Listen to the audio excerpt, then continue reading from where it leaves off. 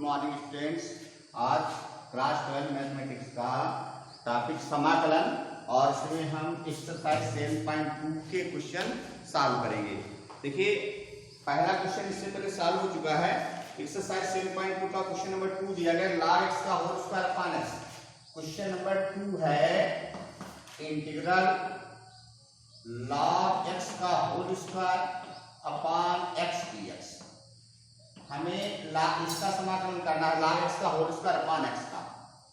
तो ध्यान दीजिए log x का समाकलन नहीं होता, 1 अपॉन x का समाकलन log x होता है, लेकिन log x का कोई समाकलन नहीं होता। इसलिए log x को हम कुछ मानेंगे। तो मान लेंगे log x बराबर t, माना log x बराबर t। अब log x का अवकलन करें तो log x का अवकलन t के सापेक्ष तो 1 अपॉन x हो जाएगा और x का क्या हो जाएगा dx अपॉन dt और t का क्या होगा 1, dt उधर चला जाएगा तो 1 upon x dx equal to आएगा 1 dt। तो ध्यान दीजिए, देखिए 1 अपॉन यहाँ पे 1 तो लिखा है, 1 अपॉन x और dx, इसके स्थान पे क्या लिखेंगे dt और log x के स्थान पे क्या लिखेंगे t। तो ये आएगा integral t square, log x के स्थान पे t लिखा और ये क्या है 1 upon x dx, 1 upon x dx के स्थान पे क्या लिखेंगे dt, ये होगा t स्क्वायर। अब यहाँ पे ध्यान दीजिए, इसमें x पावर n वाला फॉर्मूला लग जाएगा। x पावर n का क्या होता है x power n plus 1 upon n plus 1, तो t पावर 2 का हो जाएगा t पावर 2 प्लस 1 मतलब t power 3 upon 3 plus c और t का मान हमें पता है log x, तो ये आ जाएगा log x का whole cube upon 3 plus c। ये क्वेश्चन नंबर 2।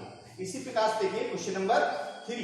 क्वेश्चन नंबर 3 दिया गया 1 अपॉन, क्वेश्चन नंबर 3 है integration 1 upon x plus x log x 1 upon x plus x log x का समाकलन करना है। देखिए जहां पे log x आ जाए तो log x को तो हमें मानना ही पड़ेगा, क्योंकि log x का अवकलन नहीं होता, समाकलन नहीं होता है। तो देखिए 1 अपॉन, इन दोनों में x कॉमन मिल रहा है, x कॉमन ले लीजिए, अंदर बचेगा 1 प्लस log x और dx। अब देखिए इस पूरे 1 प्लस log x को t मान लीजिए, माना 1 प्लस log x बराबर t। अब इसका जब अवकलन करेंगे तो 1 का 0 हो गया, log x का 1 अपॉन x, तो t के सापेक्ष करेंगे तो क्या आएगा dx अपॉन dt और बराबर t का क्या हो जाएगा 1, dt उधर चला जाएगा तो 1 अपॉन x dx बराबर क्या आएगा dt। तो 1 अपॉन x dx के स्थान पे dt रखेंगे तो ये आएगा integral dt upon 1 plus log x के स्थान पे t। तो ये क्या आ जाएगा 1 upon t dt। 1 upon t का समाकलन क्या होता है log t plus c। t का मान रख देंगे तो ये हो जाएगा log t का मान है 1 प्लस log x और प्लस इस प्रकार से 1 upon 1 plus 1 upon x plus log x का समाकलन हो जाएगा। देखिए sin ax plus p into cos ax plus p, इसका समाकलन करना है। देखिए तो ये तरीका बन सकता है, इसमें 2 से गुणा भाग कर लीजिए और फिर ये 2 sin a cos a b sin 2 sin a cos a sin 2 ये वाला फॉर्मूला बन जाएगा और उस प्रकार से भी समाकलन हो सकता है। और दूसरा ये तरीका, अगर हम sin को कुछ मान लें तो sin x का अवकलन cos x दिया गया, ऐसा भी कर सकते। देखिए 2 तरीके से, एक तो इसे मान लीजिए कि माना sin ax प्लस b बराबर t। अगर हमने इस साइन को माना तो इसका अवकलन होना चाहिए इसमें, तो sin x का अवकलन देखिए cos x दिया गया इसमें। इसका जब अवकलन करेंगे तो sin x का क्या होगा cos x, मतलब cos ax प्लस b और अवकलन में x के गुणांक से गुणा करेंगे तो x का गुणांक यहाँ पे क्या है a, तो a cos ax plus b और साथ में क्या आएगा dx अपॉन dt और इक्वल टू b का क्या देगा 1, तो dt उधर चला जाएगा तो बचेगा a cos ax plus b dx बराबर 1 dt, या a को उधर अपान में ले जाइए तो बचेगा cos ax plus b dx बराबर आएगा 1 अपॉन a dt। तो ध्यान दीजिए cos ax plus b dx, इसके स्थान पे 1 अपॉन a dt लिख देंगे और sin ax प्लस b के स्थान पे t लिख देंगे। तो ये क्या आएगा इंटीग्रल, इसके स्थान पे t तो t हो गया ये, और cos ax प्लस b क्या हो जाएगा 1/ab। तो t रहा कि t की पावर 1 है, t की पावर 1 का समाकलन t की पावर 1 प्लस 1/1 मतलब t स्क्वायर अपॉन 2। ये आएगा 1/a into T square upon 2 plus, अब t का मान रख दीजिए तो 1/2a और t का मान क्या है sin ax प्लस b। तो sin ax प्लस b का होल स्क्वायर करेंगे तो sin square ax plus b और प्लस c। ये समाकलन इसका हो जाएगा sin ax प्लस b। दूसरा भी तरीका इसका देख लीजिए, देखिए ऐसा भी कर सकते हैं, इसको 2 से गुणा भाग करें, जहां पे sin और cos इनटू में आ जाए तो वहां पे 2 sin a sin b 2 sin a cos b या sin 2a sin 2b ऐसा कुछ फार्मूला बन सकता है। तो 2 से गुणा भाग अगर करें तो 1/2 इंटू 2 ऐसा लिख सकते हैं। ये फार्मूला बन गया 2 sin a cos a। 2 sin a cos a क्या होता है 1/2 लिखा रहेगा, 2 sin a cos a होता है sin 2a। तो sin 2 into ax plus b और dx। अब देखिए इसमें क्या हम sin x वाला फार्मूला लगा सकते हैं। sin x का फार्मूला तो हमें पता ही है, sin x का cos x होता है। तो sin x का फार्मूला लगाने के लिए हमें ये पता करना पड़ेगा कि जिसको x कह रहे हैं वहां पे x की पावर 1 ही है। तो देखो sin इस 2 इंटू ax प्लस b को जब कहेंगे x तो यहाँ पे x की पावर क्या केवल 1 ही है। तो इसको x मान के सीधे सीधे फार्मूला लगाया जा सकता है। sin x का समाकलन क्या होता है cos x, sin x का समाकलन माइनस cos x। तो यहां से क्या आएगा sin x का cos x का पहले जब अवकलन किया था cos x का अवकलन माइनस sin x dx होता है। तो यहाँ पे माइनस dt आएगा। जब cos x का पहले समाकलन करेंगे तो यहाँ पे माइनस का आ जाएगा। cos x का अवकलन जो होता है sin x को हमने माना था, sin x को t माना था, तो sin x का अवकलन sin x को t माना था और sin x का अवकलन क्या था cos x, हाँ प्लस का cos x था। sin x को जब t मानेंगे तो उसका अवकलन प्लस का cos x था, ठीक। तो उसके स्थान पे t रखा था। अब इस यहाँ पे देखिए इस sin x का अवकलन जब करेंगे तो 1/2 तो लिखा रहेगा, sin x का समाकलन होता है माइनस का cos x, तो माइनस का cos x। x यहाँ पे क्या है 2 इंटू ax प्लस b और x के गुणांक से क्या होता है भाग। तो x का गुणांक यहाँ पे है कितना 2a, तो अपान में आएगा 2a और प्लस। अब थोड़ा ध्यान दीजिए, चाहो तो cos 2x वाला फार्मूला लगा दो। अगर ऐसा उत्तर लाना है तो cos 2x का जब फार्मूला लगाएंगे तो cos 2x क्या होता है 1 माइनस 2 sin स्क्वायर x। तो ये हो जाएगा देखिए 1/2 और इंटू cos स्क्वायर x को लिख सकते हो 1 माइनस, तो माइनस पहले लगा तो माइनस का 1 हो जाएगा प्लस का 2 sin square ax plus b और अपान में क्या आएगा cos x का फार्मूला होता है 1 माइनस 2 sin स्क्वायर x। तो हमने क्या किया माइनस का 1 हो गया प्लस का 2 sin स्क्वायर x और अपान में 2a लिखा रहेगा और प्लस का c। अब थोड़ा ध्यान दीजिए, अगर हम 1/2 से अंदर गुणा करें तो माइनस का 1/2 ये होगा माइनस 1/2, ये माइनस का होगा और प्लस का हो जाएगा 1/2। देखिए माइनस 1/2 इसके अपान में भी 2a रहेगा तो इंटू 2a कर लीजिए और माइनस 1/2 किससे गुणा करेंगे तो 1/2 into 2 sin square ax plus b अपान 2a और प्लस c।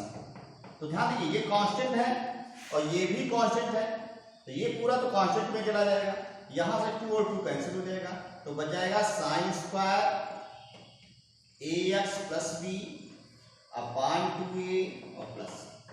तो तब भी उत्तर इतना ही आएगा। और थोड़ा ध्यान दीजिए, चाहो तो यहीं पे इसको छोड़ सकते हैं, समाकलन कर दिया ऐसे और cos 2x sin 2x का समाकलन क्या होगा माइनस का cos 2x, बस यहाँ पे छोड़ सकते हैं। कोई जरूरी नहीं कि नीचे तक सॉल्व किया जाए। हमने ये दिखाने के लिए कि इससे चाहे समाकलन करो चाहे इस प्रकार से समाकलन करो उत्तर एक ही आएगा, ऐसा कुछ दिखाने के लिए ये पूरा सॉल्व किया है। बाकी कोई जरूरी नहीं कि अगर ऐसे समाकलन करो तो यहीं पर भी हम छोड़ सकते हैं।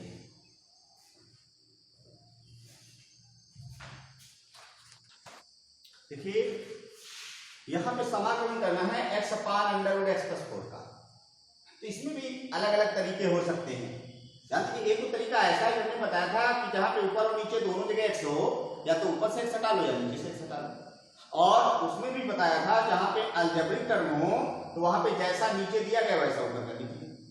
तो ऊपर अगर x+4 कर लें तब भी लग जाएगा, और नहीं ऐसा लगाना है तो हम क्या करें, x+4 को t मान लो। हमने ये भी बताया था कि किसी प्रकार से नीचे वाले पद को एक पद में ले आओ, तो अगर x+4 को t मान लेंगे हम तो नीचे वाला पद एक पद में आ जाएगा। ऐसा कर लीजिए, फिर माना x+4 बराबर t।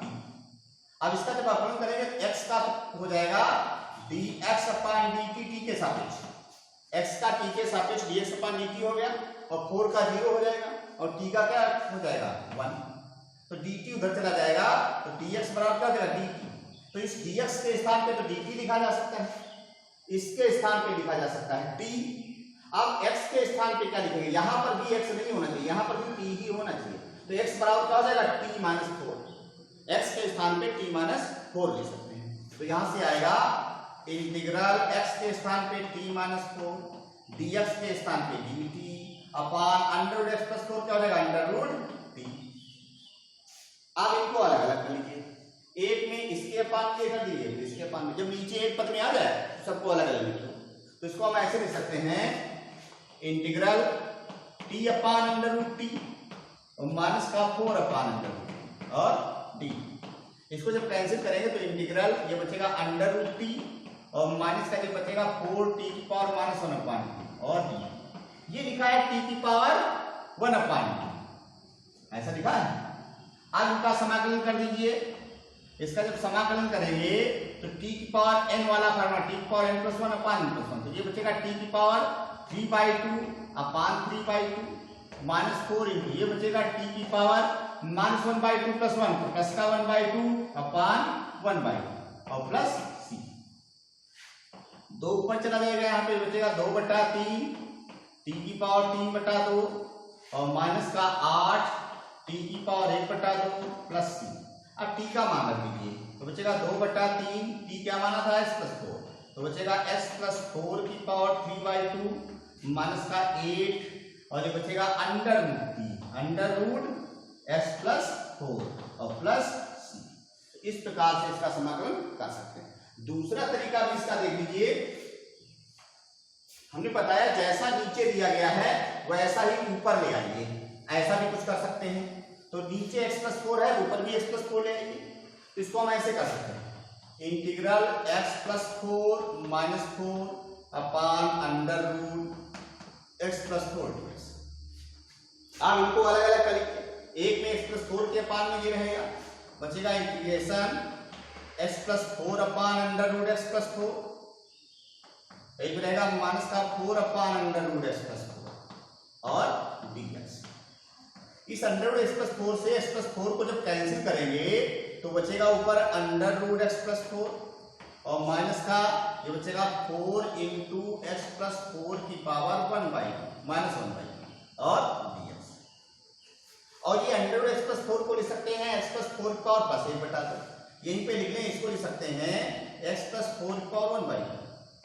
अब क्या इसमें x⁻n वाला फॉर्मूला लगा सकते हैं, लगा सकते हैं। फिर जिसको हम x कह रहे हैं वहां पे x की पावर के 1 ही तो है, तो x⁻n का क्या होता है x⁻n+1/n+1। तो ये हो जाएगा x+4 की पावर x⁻n+1 1/2 + 1 3/2 और अपान 1/2 + 1 3/2 और -4 इंटू ये भी x⁻n वाला फॉर्मूला लग जाएगा तो x⁻n+1 तो x+4 पावर -1/2 + 1 तो प्लस 1/2 अपान -1/2 + 1 1/2 प्लस ये ऊपर चला जाएगा तो यहां से आएगा 2/3 इंटू x+4⁵2 माइनस का ये 2 ऊपर चला जाएगा तो 8 -8 इंटू x+4⁻1/2 अभी आंसर इसका यही आएगा। तो चाहो तो इस प्रकार से भी लगा सकते हो या कि मान के लगा सकते हो। किसी प्रकार से नीचे अगर एक पद में आ जाए और बाकी हर जगह से x और dx हट जाए तो तब क्या करते हैं, सबके बटे में जो नीचे एक पद है वो पद कर देते हैं और इस प्रकार से समाकलन साफ हो जाएगा।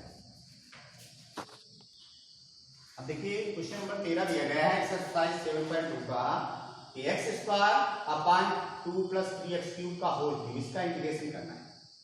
समझ लीजिए, देखिए यहाँ पे अंदर अगर पावर कुछ है, उसकी भी पावर है, तो इसको x तो यहाँ पे सीधे से x मान के फार्मूला नहीं लगा पाएंगे, तो हमें क्या करना पड़ेगा, ये हटाना पड़ेगा। इसके लिए इसको t मानेंगे, और जब इसको t मानेंगे तो इसका अवकलन भी ऊपर होना चाहिए। x क्यूब का जब अवकलन करेंगे 3x² अर्थात x² है इसमें, तो नीचे वाले t मान लीजिए।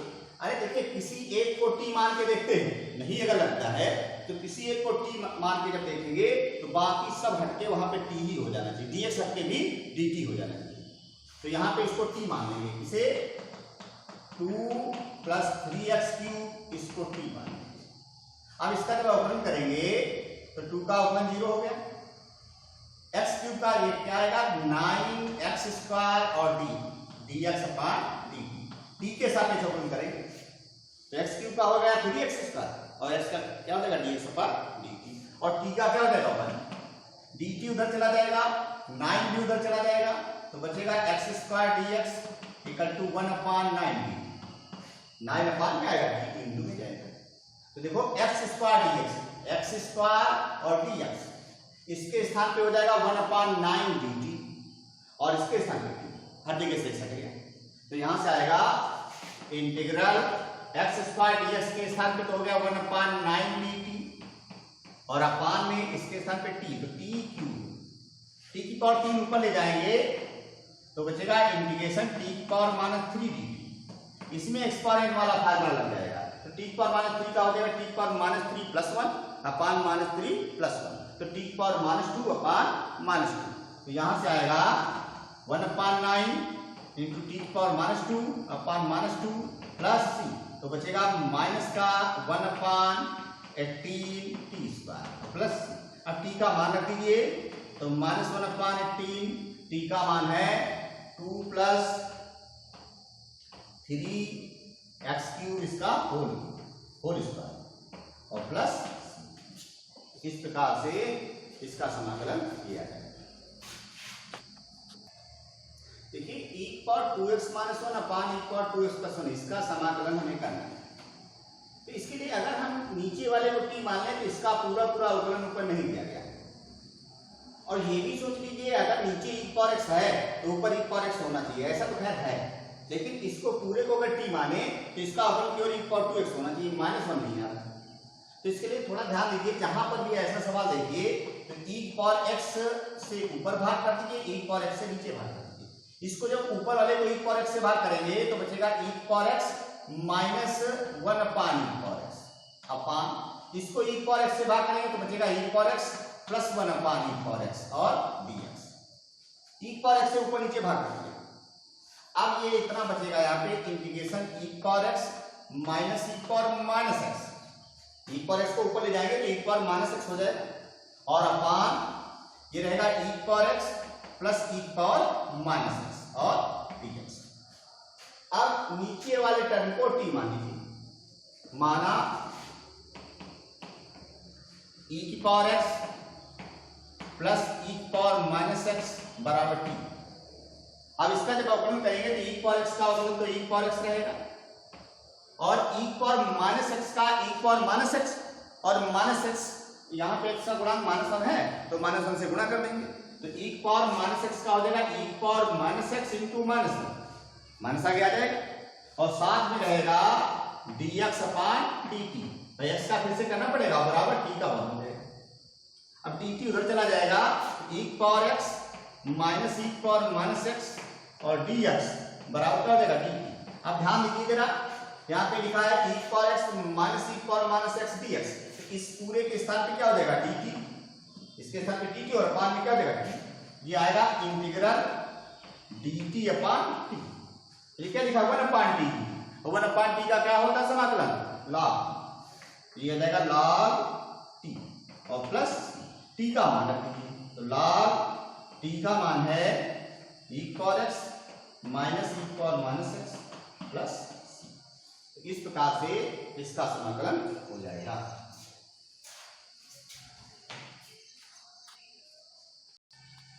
अभी देखिए क्वेश्चन नंबर 20 दिया गया है, e⁻2x - e⁻2x अपान e⁻2x + e⁻2x इसका समाकलन करना है। तो इसमें तो सीधे सीधे अगर नीचे वाले t मान लिया जाए तो इसका अवकलन ऊपर दिया गया है, ये सोचना पड़ेगा कि हम किसको माने। हाँ इतना समझिए, ऊपर वाले को अगर टी मानेंगे तो इसका अवकलन नहीं दिया गया, ऊपर होना चाहिए इसका।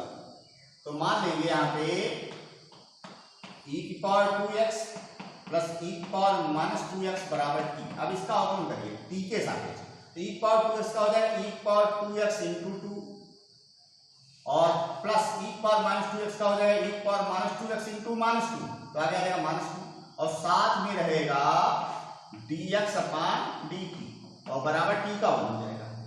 2 कॉमन ले लो, बचेगा और dt उधर चला जाएगा, बचेगा e की power x 2x minus e की पावर माइनस 2x और dx बराबर हो जाएगा dt। 2 अपान में चला जाएगा, बचेगा e की पावर 2x माइनस e की पावर माइनस 2x dx बराबर 1 अपान 2dt। और ध्यान दीजिए e की पावर 2x माइनस e की पावर माइनस 2x dx ऊपर लिखा है और इसके स्थान पे क्या लिख सकते हैं 1 अपान 2dt। ये आएगा इंटीग्रल 1 अपान 2dt और अपान में क्या आएगा t, 1 अपान 2 बाहर निकाल लीजिए, बचेगा इंटीग्रल 1 अपान t dt। 1 अपान t का समाकलन क्या होता है log t, तो यहां से आएगा 1 अपान 2 log t प्लस t का मान रख दीजिए, t का मान है e की पावर 2x e की पावर माइनस 2x प्लस, इस प्रकार से इसका समाकलन कितना आ जाएगा। देखिए क्वेश्चन नंबर 20 है, समाकलन करना है हमको tan स्क्वायर 2x माइनस 3। देखिए tan स्क्वायर x का, इसको x अगर माना जाए तो क्या हम इसको x मान सकते हैं? हाँ मान सकते हैं। यहाँ पे इसको x मान के सीधे सीधे फॉर्मूला लगा सकते हो, क्योंकि यहाँ पे x की पावर 1 ही है। लेकिन क्या tan स्क्वायर x का समाकलन होता है? tan स्क्वायर x का समाकलन नहीं होता, sec स्क्वायर x का समाकलन होता है। sec स्क्वायर x का समाकलन tan x होता है। तो हम क्या करेंगे, tan स्क्वायर x को बदल के किसी प्रकार से sec स्क्वायर में ले आए, तो tan स्क्वायर x को sec स्क्वायर x में चेंज किया जा सकता है। tan स्क्वायर x होता है sec square x minus 1, sec square x क्या है 2x माइनस 3 और माइनस 1 और dx। अब देखिए इसका अलग करेंगे, 1 का अलग करेंगे, तो क्या sec स्क्वायर x इसमें डायरेक्ट फॉर्मूला लगा सकते हैं? लगा सकते हैं, क्योंकि यहाँ पे जिसको हम x कह रहे हैं वहां पर x की पावर केवल 1 ही है। तो sec स्क्वायर x का समाकलन हमें पता है tan x होता है। tan x क्या है यहाँ पे 2x माइनस 3, लेकिन इतना ध्यान देना है कि समाकलन में x के गुणांक से भाग किया जाता है। x का गुणांक यहाँ पे कितना है 2, तो 2 से भाग कर दीजिए तो अपान में क्या हो जाएगा 1 अपान 2 और माइनस 1 का x हो जाएगा प्लस ये समाकलन इसका आ जाएगा।